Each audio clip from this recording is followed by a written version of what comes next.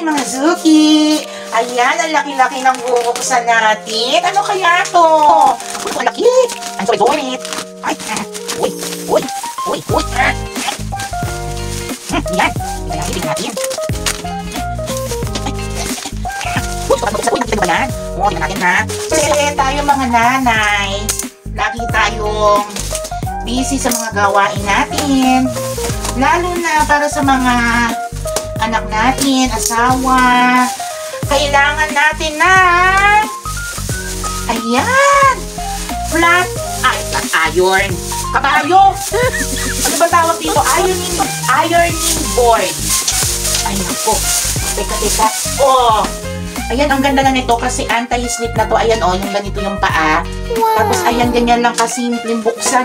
Tapos, ayan, oh, ang dami adjustable dito sa ilalim, oh. Nakikita nyo yan? Yung ganyan kagandahan yan. Ayan, oh. Oh, pwede doon, pwede dito. Kung gaano kayo katangkad. Oh, ang taray. Ang tarampakan natin kasi matangkad ako. Uy, ano ba? Okay. Ayan na nga. Ayan! Oh, ang ganda. Ay, in fairness ha. Though medyo nakakapa yung bakal. Ayan na makikita nyo sa ilalim. Ayan. Oh, at least matibay na siya. Stainless na to, mga Zuki. Tapos ito yung cover niya. Ang taray. Ayan oh. May adjustable dito. Pero wag nyo na alisin yan. Kasi pwede nyo namang patungan to ng kumot. Diba? O kaya bumili kayo ng extra damit ng kabayo. Pero ito kasi yung makaganda ng diba? Hindi na nag-i-slide. Oh, wow. Tapos ito ang kagandahan nito, yung patungan ng, ano to?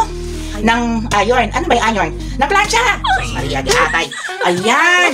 Ang ganda, Ikaw ba naman, hindi ka ba sisipagin yan? Ang ganda ng quality, di ba? Ayan.